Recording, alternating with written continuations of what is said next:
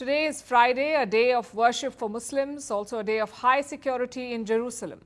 Israeli forces were patrolling the old city in large numbers. Their focus was on the Al-Aqsa Mosque, the third holiest site for Muslims.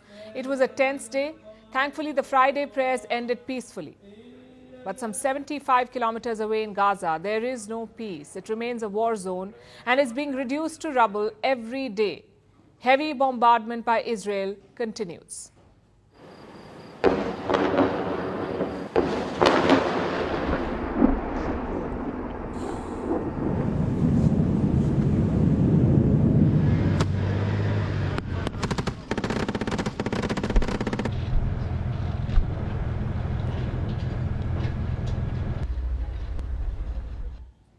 Israeli forces have surrounded the Gaza city. U.S. Secretary of State Antony Blinken is visiting. He wants a pause in the fighting. But Israel is unrelenting. It says a ceasefire is not on the table.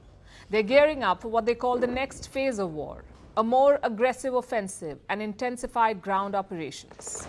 So let's get you the latest. Starting with the Gaza city. It's the largest Palestinian city located on the Gaza Strip. It's a stronghold of the Hamas, their political and military base. And now, the top target for Israel. Remember what Prime Minister Netanyahu said. He asked his soldiers to destroy Hamas. So that is their mission now, to dismantle this group. And they're doing it ruthlessly. On their way to Gaza City, the IDF attacked a number of Hamas strongholds. They took control of them. They seized a large amount of military equipment, including grenades, explosives, and communication equipment. All of it belonged to Hamas. Gaza City is sort of the final frontier for the IDF. They've released a video. It shows their potential targets. This is where Hamas's leaders hide, beneath homes, schools, and hospitals, while the people of Gaza involuntarily provide them with cover. Hamas must be eliminated, and there's only one way to reach them. And that's what we're doing now.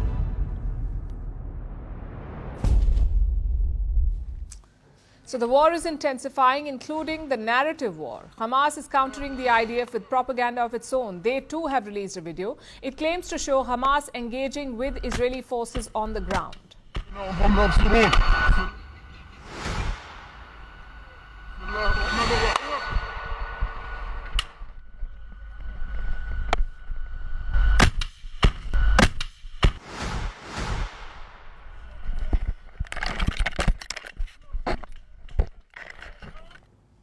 Israel says Hamas is fighting back and they're carrying out what they call hit-and-run attacks.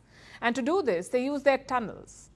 It's also one of the biggest challenges for the Israeli forces, the Hamas tunnels. They're spread across Gaza, they're underground, and they're hard to map. They serve as the perfect hiding place for Hamas, and from these tunnels, they launch surprise attacks on Israeli troops. The IDF says it has managed to neutralize one tunnel. You see here a shaft entrance from which the Nukba or the Hamas naval commando forces exited. 8 were killed. This is the shaft. You can clearly see concrete. All signs point to an escalation. Today, Antony Blinken arrived in Israel. He's the U.S. Secretary of State. He's on a difficult assignment. His job is to secure a humanitarian pause, which is not the same as a ceasefire, but it's a pause in the fighting nonetheless.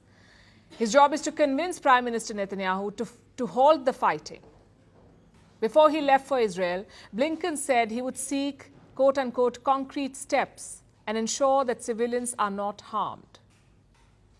It is very important that when it comes to the protection of civilians who are caught in the crossfire of Hamas's making, that everything be done to protect them and to bring assistance to those who so desperately need it.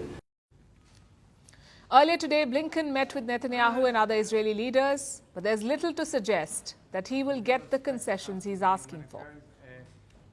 So this is a leaflet which we are sending by over 1,200,000 leaflets to the citizens of Gaza.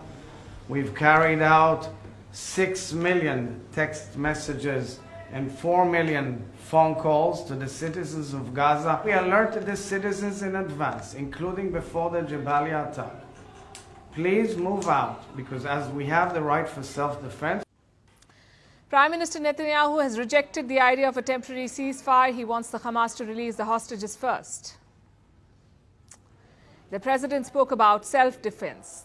Critics say Israel is way past self-defense, and it seems to have no strategy to get the hostages out. There are more than 240 of them still in the custody of Hamas. So America has now jumped in. Reports say the US is flying drones over Gaza. These are surveillance drones. They're hovering over Gaza, hoping to catch the location of hostages. Meanwhile, Israel is also pushing ahead in what's looking like it'll be a long-drawn fight. Its neighbors are nervous. Take Egypt, for instance. This week, Egypt opened its borders, the Rafah border crossing, one of the few exit points out of Gaza. Egypt had closed it after the October 7th attack on Israel, but now it's been opened, only to let foreigners and critical patients pass. Israel wants Egypt to take more refugees, and reports say they also made a lucrative offer. Israel apparently offered Egypt debt relief. It proposed to write off their debt, but it seems the proposal has been shot down. This war could displace over 2 million civilians, and Egypt does not want them.